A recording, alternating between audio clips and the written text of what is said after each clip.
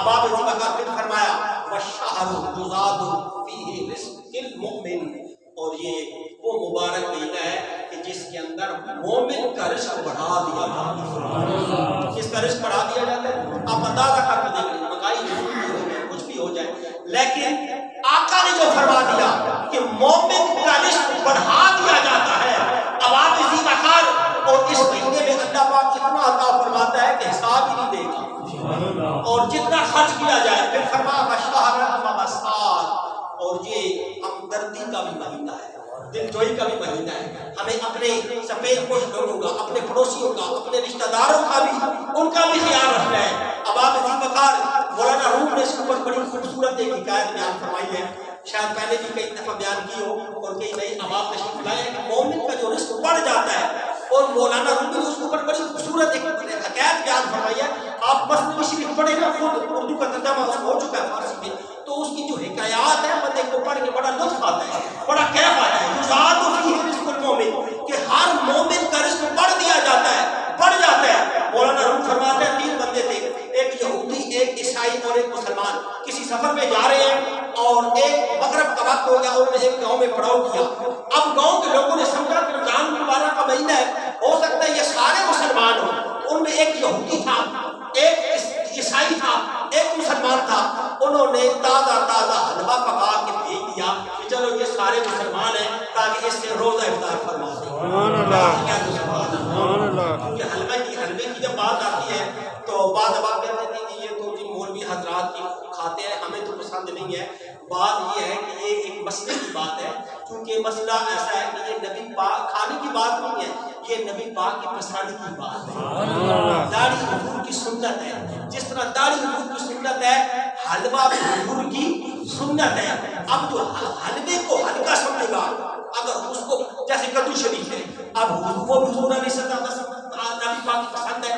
اب کوئی جس کو پتہ ہے کہ کدو شریف، اب بھنڈی ہے، ہم اس کو بھنڈی شریف نہیں کہتے، اور وہ بیگن ہے اس کو بیگن شریف نہیں کہتے۔ جب کدو آتا ہے تو کہتے ہیں بھائی کدو شریف دے۔ کدو شریف کیوں ہو گیا؟ اس لیے کہ اس کو نبی نے پسند فرما دیا۔ جس کو نبی نے پسند فرمایا اس کو وہ کہے کہ میں اسے پسند نہیں کرتا، اس کو ہلکا جانتا ہے، علماء فرماتا ہے وہ کافر ہو جاتا ہے۔ اسی طرح حلوہ حضور کی سنت ہے، بس ایک پلیٹ رکھ دو، 10 مولویوں کو بٹھا لو، وہ پلیٹ ختم نہیں ہوگی۔ کھانے کی بات نہیں ہے، پسند کی بات ہے، پسند کی بات ہے۔ تو فرما حلوے کو جو ہے اس کی جو ہے ہلکا نہیں سمجھنا چاہیے، اس لیے وہ نبی پاک کی سنت ہے۔ وہ گاؤں والوں نے حلوہ بنا کے بھیجا۔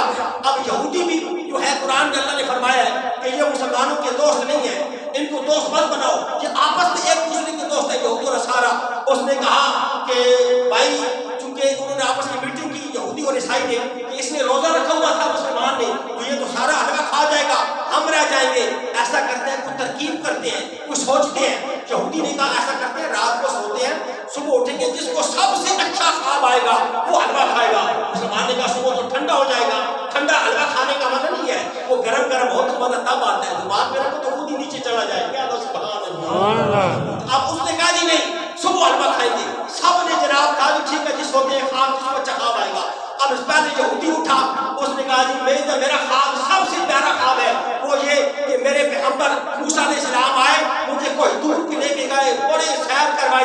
دوسرے نے کہا بھائی کوئی دور تو زمین پر ہے، میرے نبی بھی آئے، مجھے آسمانوں پہ، چونکہ عیسیٰ علیہ السلام آسمانوں پہ ہے، مجھے آسمانوں کی سیر کروائی، اس لیے میرا خواب سب سے اچھا ہے اور مجھے حلوہ کھانے کا حقدار میں ہوں۔ مسلمان نے کہا جی فرما اب بتا تیرا کیا خواب ہے؟ اس نے کہا جی تو کوئی دور پہ گیا ہوا تھا، تیسرا آسمانوں پہ گیا ہوا تھا، میرے نبی بھی آئے، مجھے بھی کہا اور سیری کا وقت ہو گیا، ایک تیرا دوست کوئی دور پہ ہے، دوسرا آسمانوں پہ گیا ہے، سیری کا وقت ہو گیا، تو سیری کھا لے، اس لیے میں سارا حلوہ کھا گیا۔ یاد کہہ دو سبحان اللہ۔ اس لیے کہ نبی پاک نے فرمایا یزاد فیہ رزق المومن، کہ یہ وہ مبارک مہینہ ہے کہ اللہ پاک مومن کا رزق بڑھا دیا جاتا ہے۔ اور حدیث پاک میں دوسری حدیث پاک ہے فرحۃ عند فطرہ وفرحۃ عند لقاء ربہ، کہ جب جو روزے دار کے لیے 2 خوشیاں ہیں، روزے دار کے لیے کتنی خوشیاں ہیں؟ 2 خوشیاں ہیں۔ ایک خوشی تو افطار کے وقت ہے، یہ تو فطری طور ہے، ظاہر ہے آپ صبح سے لے کے شام تک جب بھوک پیاس کاٹتے ہیں اور بھوک برداشت کرتے ہیں، پیاس برداشت کرتے ہیں، جب افطاری کا وقت آتا ہے اللہ اللہ کی دی ہوئی 100 نعمتیں جب سامنے نظر آتی ہیں، بریانی نظر آتی ہے، شربت نظر آتا ہے، فروٹ چاٹ نظر آتا ہے، یہ ساری چیزیں جب سامنے نظر آتی ہیں طبیعت خوش ہوتی ہے یا نہیں؟ طبیعت خوش ہو جاتی ہے. فرحۃ عند فطرہ وفرحۃ عند لقاء ربہ. روزہ دار کے لیے 2 خوشیاں ہیں.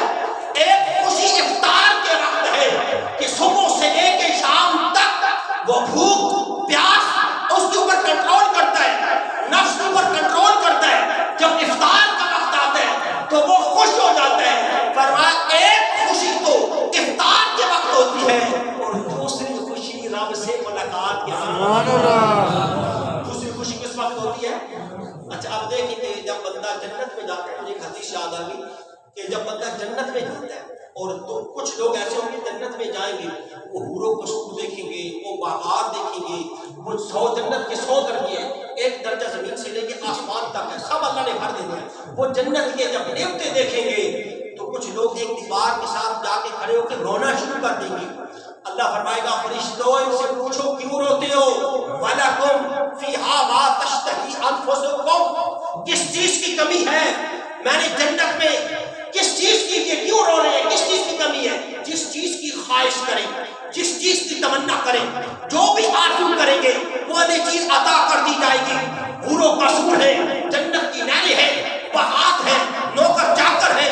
انہیں کس چیز کی کمی ہے؟ کیوں رو رہے ہیں؟ وہ کہیں گے مولا ہم نے راتوں کو تہجد کے وقت اٹھ کر جو نوافل ادا کیے تھے، جو قرآن کی تلاوت کی تھی، جو روزے رکھے تھے، یا رب العالمین یا رب العالمین، جو ہم نے تیری عبادت ریاضت مجاہدہ اور تقویٰ کیا تھا، سردیوں میں اٹھ اٹھ کر تیری عبادت کی تھی مولا، اس لیے نہیں کہ تو ہمیں یہ جنت عطا فرمائے گا، یہ جنت کے باغات عطا فرمائے گا، یہ جنت کی نہریں عطا فرمائے گا. مولا ہم نے تیری عبادت اس لیے کی تھی کہ تو اپنا دیدار کرائے گا. اپنا کیا کرائے گا؟ دیدار. اس جنت کا کیا فائدہ جہاں رب کا رسول اور اللہ کا یعنی اللہ اور اس کے رسول کا دیدار نہ ہو تو پھر اس جنت کا کیا فائدہ؟ اس لیے یہ ایک الگ ٹاپک ہے. کئی صحابہ نے یہ عرض کی کہ مولا آقا کہ اگر ہم جنت میں پہنچ بھی گئے تو ہم پتہ نہیں جنت کے کس درجے میں ہوں گے، آپ کو نہیں دیکھیں گے تو پھر کیا فائدہ؟ فرمایا پھر جو جس کے ساتھ محبت کرے گا وہ اسی کے ساتھ ہوتا ہے. اس لیے اب اسی وقار فرمایا کہ ایک ملاقات جو ہے افطار خوشی افطاری کے وقت ہوتی ہے اور دوسری خوشی اپنے رب سے ملاقات کے وقت ہوتی ہے. اس حدیث کی تائید میں موسیٰ علیہ السلام کا واقعہ بہت ہی برت الناسین کے اندر بڑا پرکیف اور بڑا خوبصورت واقعہ ہے کہ موسیٰ علیہ السلام نے عرض کی مولا تو نے مجھے کلیم بنایا، تو نے مجھ سے کلام کیا، تو نے مجھے بڑی عظمت عطا فرمائی، مجھے بڑی شان عطا فرمائی مولا، تو نے میرے اوپر بڑا کرم فرمایا کہ موسیٰ علیہ السلام کوئی دور پہ جا کے اللہ سے ہم کلام ہوتے تھے اور بڑے معجزات بھی عطا کیے.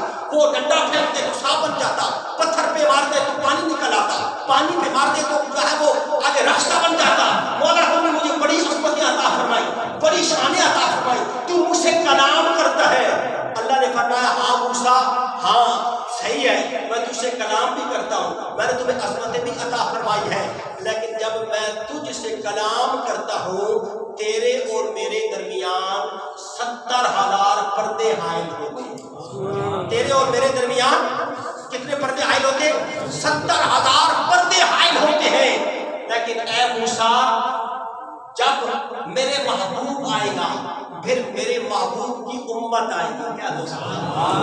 اس لیے تو جب اس امت محمدیہ کی شان جو ہے انبیاء نے پڑھی، 11 انبیاء ایسے ہیں، 11 انبیاء وہ دعائیں کرتے رہے کہ یا اللہ کاش تو ہمیں نبی نہ بنایا ہوتا، اپنے محبوب محمد مصطفیٰ کا امتی بنایا ہوتا. اس لیے اب اسی مقام اب موسیٰ علیہ السلام کو اللہ نے فرمایا موسیٰ جب میں تجھ سے کلام کرتا ہوں تیرے اور میرے درمیان 70,000 پردے حائل ہوتے ہیں، لیکن جب میرا